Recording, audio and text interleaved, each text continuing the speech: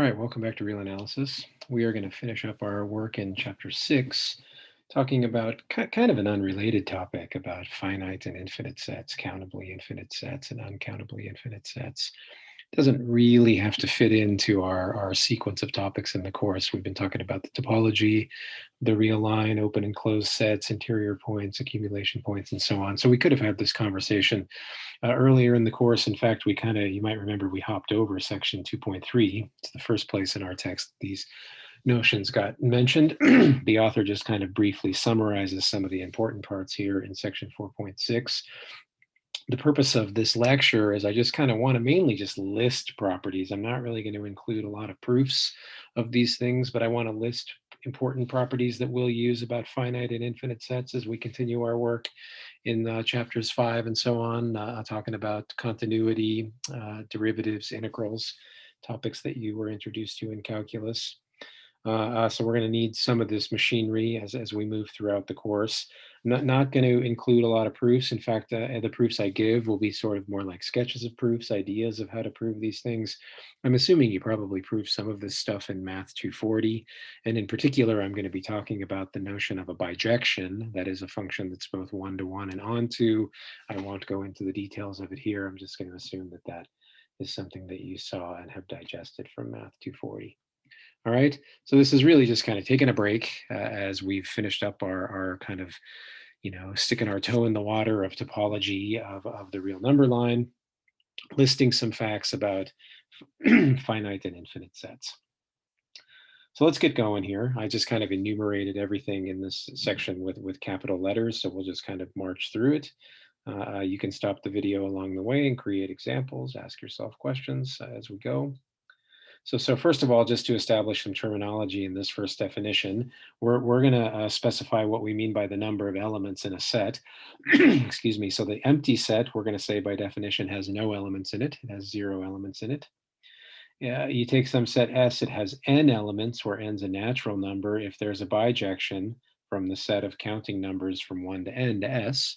So that should seem like a natural definition. So a set has n elements if you can put it in one-to-one correspondence with this subset of the natural numbers. Okay.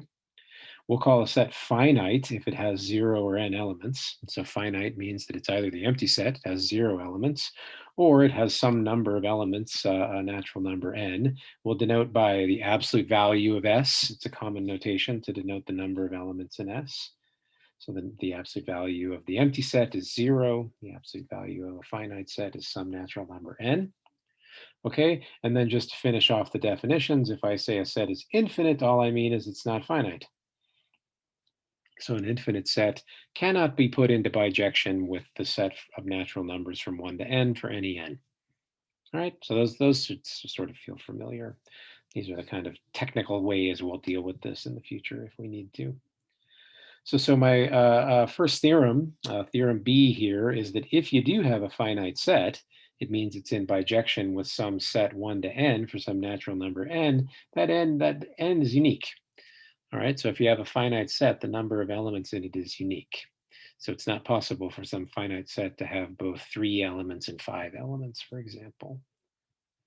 Let me just scroll up and we can see sort of more of these at a time. I'm just, again, kind of listing things. I'm not going to offer proofs here. Set of natural numbers is an infinite set, cannot be put into one-to-one and onto bijective correspondence with any finite subset of it. So any function from the natural numbers into a finite subset of the natural numbers necessarily is not one-to-one. So another way to say that. Theorem D is kind of accounting. You could generalize this a little bit. I'm kind of taking a special case, but if you take a finite set with n elements and another one with m elements and they're disjoint, then the number of elements in their union is the sum. Maybe in your Math 240 course, you saw something a little more general called the counting principle, where you omit this assumption that the intersection is empty, in which case the union is not equal to the sum, but is also involves something to do with the intersection. Size of a set, size of a finite set is a word I'll use for describing the number of elements in it. What's the second part of this theorem? If you take some infinite set A and a finite subset of it, the complement of that finite subset is infinite. So colloquially, if you take a finite number of elements away from an infinite set, what remains is still an infinite set. Okay, stop the video and think about these things. Construct some examples. I'm just going to kind of keep going here to try to keep this video kind of short. We can discuss it in class. Next theorem, theorem E, take two sets, one of them contained in the other. If the superset, the bigger one, quote unquote, B is finite, then so is the subset. If B is finite, then A is finite. Okay, it seems obvious, but to prove that from the bijection point of view, you have to kind of do a little bit of work. I'm omitting the proofs. Contrapositive of that is that if A is infinite, then B is infinite. All right, so one way to show that a set is infinite is to find an infinite subset of it. Cool. Okay, drilling down a little bit here, we're going to call a set countably infinite if it's in bijection, if there's a bijective correspondence between it and the natural numbers. So said another way, you can list the elements of S, or as our author puts it back in chapter 2, if the elements of S are the range of some sequence. Okay, so countably infinite means that there's some one-to-one onto function. So it's the range of a sequence with infinitely many different values from the natural numbers to S. A little bit more generally, we'll call S countable if it's finite or countably infinite. So in that sense, in example B, this is really what our author's definition gets at. If a set is countable, if it's the range of some sequence, and that sequence might even only have finitely many terms. You know, maybe it's our sequence that goes 0, 1, 0, 1, and so on. The range of that sequence has two elements, and we'll still say it's countable. So a lot of times if I have a countable set, I'll say you can list its elements. You can list them because you can list the elements of the natural numbers, right? If it's finite, that list only has finitely many elements in it. If it's an countably infinite set, then the list has infinitely many elements in it. But in any case, you can list the elements in a countably infinite set. Nice. A set's uncountable if it's not countable. All right, so if it's not finite and it's not countably infinite, then it's uncountable. Some examples, I'm not going to prove them, but the natural numbers, the even numbers, the integers, those are all countably infinite sets. You can think of some others. There's lots of countably infinite sets out there. Another theorem, if you take two sets that are disjoint and both countably infinite, their union is countably infinite. Here I'm going to give a quote unquote proof. I put the quotation marks there because this is really more of a sketch of an idea. I'm going to be using that notion that I said above, that a set is countably infinite if you can list its elements. All right, so if A is countably infinite, look, I've listed its elements. The bijection from the definition would send 1 to A1, 2 to A2, and so on. Right? So there I've listed the elements of A, I've listed the elements of B. So to give you an idea of how you could list the elements of A union B, well, you could list them like that. You could list them A1, B1, A2, B2, A3, B3. It's a listing of those sets. So that's going to be countably infinite. The idea behind a proof. You can make it rigorous with functions and bijections, but here we're just going to be kind of a little bit more informal. This next idea, also I'm going to kind of sketch a proof, but it's an important idea. I'm going to be calling it the diagonalization procedure or diagonal procedure. So the statement is that the Cartesian product of the natural numbers with itself, that is the set of all ordered pairs, n comma n, n comma m, excuse me, where n and m are both natural numbers, that's countably infinite. And here's kind of the idea behind the proof. I list the Cartesian product in this array. Ignore the blue lines here for a second. List in the first row of the array all the pairs whose first element is a 1. So 1 comma 1, 1 comma 2, 1 comma 3, 1 comma 4, and so on. Second row, everybody's first element is a 2. Third row, it's a 3. Yeah, so anywhere in this array, if you go down to row n and over to column quote unquote m, you're going to find you're going to find the pair nm. So this entire set, n cross n, the Cartesian product of n with itself, is sort of visualized in this array. So then what are the blue lines? Well, the blue lines are the sets, the subsets of this. They're all finite subsets of this n cross n, where the sum of the coordinates is constant. So my first blue line is where n plus m is 2. There's one element in n cross n where that's true. It's 1, 1. There's two elements whose coordinates sum to 3. 2 plus 1, 1 plus 2. There's three of them where they sum to 4. 3 plus 1, 2 plus 2, 1 plus 3, and so on, right? So each one of those blue lines is a finite set. And now that kind of gives me an idea of how I can list the elements. I can list the elements of n cross m in the following way. I list them, first of all, by increasing sums. I didn't write the word sum there, so sorry about that. List the elements n, comma m by increasing sums n plus m. So in other words, I let this number increase, 2, 3, 4, 5. But for each one of those sums, there might be many. So how do I put them in the list? I choose it by increasing, sorry, I'm not reading my own notes, and it's too late for me to, I don't want to edit this video. Let me just get rid of that. Let me read my own sentence. List these elements by increasing n, right? So I first of all I think about the row index increasing. N is 1, n is 2, n is 3, and then by increasing sum. All right. I'm going to switch it around. Can't believe I'm going to put this video on YouTube where the public can see it, but I'm gonna change these things around because it kind of is easier to talk about it. So I'm going to list them by increasing sum and then by increasing n. So let me just kind of narrate through, stop babbling and narrate through. So the smallest sum is 2, it's got one element, so that would go first. Then what do? The next smallest sum is 3. So then I list them by increasing n. So I'm going to list them in the order 1, 2, 2, 1.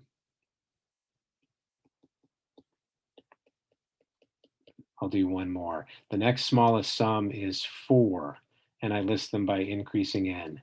So I'm going to list those three things in the order 1, 3, 2, 2, 3, 1, and so on. All right, so that gives me a way of listing out these elements of n cross n, so it's a countably infinite set. All right, apologies for my botched proof. Cruising along here, what's the next one? It's kind of an analog to the theorem that we mentioned earlier. If you take two sets, one's a subset of the other. If B in the notation is countable, then so is A. So if any subset of a countable set is countable. If A is uncountable, then so is B. Any set with an uncountable subset is uncountable, right? I'm going to use that theorem here a little bit. The next one, we've already used this in our course. The rational numbers are countably infinite. This is a little bit of a surprise. Like when I said things above, like the natural numbers, the integers, the even numbers, the fact that they're countably infinite is kind of believable. They're discrete. They're equally spaced along the real line, but not the rational numbers. The rational numbers are dense. They're dense in the real line. So it's kind of hard to imagine, like, how would I list them? How do I, like, even say for rational numbers in the unit interval, like where's the first one? There's no first one, right? In every open interval, there's infinitely many rational numbers. So it kind of boggles the mind. How do you list them? Well, we can use that diagonalization argument again. So what I've drawn here is not a picture of all the rational numbers, but all the positive rational numbers. And I'm listing them where in rows, kind of, where the numerator, in the first row, the numerators are all 1. The denominators take on all possible rational numbers, or natural numbers, excuse me. Second row, the numerators are all 2. Third row, they're all 3. I'm certainly listing numbers more than once. I'm listing numbers more than once here. Can you see a couple of them? Like here, I've listed the number 1/2 because its numerator is a 1 and its denominator is a 2, but I've also listed the number 2/4. Well, those are the same. So this array is not equal to the set of positive rational numbers. It contains them all. If you give me a positive rational number, n/m, it's in the nth row and mth column of that array. Okay, so it's in there somewhere, but in fact, that rational number might be in there a lot. It might be in there infinitely many times, but the array at least contains them all. Okay, you can see that the blue lines, again, kind of indicate that that's a countable set. Yeah, I could index this set. I could list its elements by, say, for example, listing these blue lines, the index of them. It's where the numerator and denominator sum to a constant, sum to 2, they sum to 3, and so on. And then in each one of the blue lines, list them by sort of increasing numerators. So for the same reason that the diagonal argument above showed that n cross n was countably infinite, so is that array. But if the rational, positive rationals are a subset of this countably infinite set, they're countable, right? Subsets of countable sets are countable. That's just the positive rationals, but the rationals themselves, well, it's a set with the same size. You could do the same argument, putting a minus sign in front of all those elements in the array, and then throw in the number 0. That's going to keep it countably infinite, and then you union that together with the positives. All right. So that I have this union of countable and finite sets. It's countable. Not a rigorous proof, but that's basically pretty close to a rigorous proof. It's the idea. Here, the next one is going to be used a little bit throughout our work. If you take two real numbers, say one's less than the other, A is less than B, the open interval from A to B is uncountable. So you cannot list the elements in any open interval. Any open interval on the real line, you cannot list the elements. I'm going to say as a corollary here before I forget, the real numbers are not countable. What's the proof? The real numbers contain any one of these open intervals. And we just said that a set that contains an uncountable set is uncountable.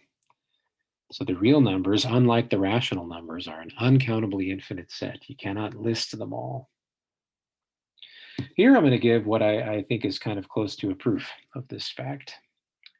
All right, so I'm going to leave it to you. You can write down a one-to-one onto function between the open interval from A to B to the open interval from 0 to 1. Think 2 points determine a line. Find a slope.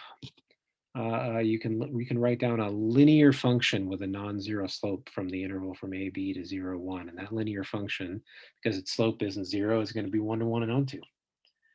All right, so I'm going to leave that to you. But there's a bijection between those sets. So I might as well just show that 0, 1 is uncountable. The interval from 0, 1, the unit interval. Because if it's uncountable, it's in bijective correspondence with any other open interval. Okay. So let's suppose for a contradiction that it's countable. It's countably infinite. So we could list its elements. I could list the elements of the open interval from 0 to 1. So I could list all the real numbers, x1. I'm writing them in decimal expansion form. So I'm writing x1 is 0 point, and I'm just using an index scheme. My first index indicates that it goes with x1. The second index indicates what position it's in, tenths, hundredths, thousandths, and so on. So each one of these xij's is an integer that's between 0 and 9, right? So it's the decimal expansion of a number between 0 and 1. So if I'm assuming I can list them all, well, I'd have x2, x3. So every element in the unit interval, 0 to 1, is supposed to be in this list. Okay, but I'm going to show you that I can write down a real number that's between 0 and 1 that's not in that list. I can do it easily. That's going to be our contradiction. Here's how I'm going to do it. I'm going to define a real number that's between 0 and 1, call it y. Its tenths place is called y1, its hundredths place is called y2, and so on. And here's how I define it. You give me an I, that is, you give me some decimal place out here, and I will make yi equal to 0 if xii isn't. So what is xii? Xii is the decimal place, the number in the decimal place in the ith row and kind of ith decimal place over in the array above. I'm choking on my words here, but you guys understand what I mean by XII. So I would go down to the ith number in my list and go over to its ith decimal place. That's what I mean by XII. And if that number isn't 0, then I make YI 0. If that number is 0, I make YI 1. So Y is a pretty simple number. It's just its decimal places are either 0 or 1. Maybe it's the number like 0, 1, 0, 1, 0, 1. I don't know, but its decimal places are all 0 and 1. So it's certainly a number between 0 and 1.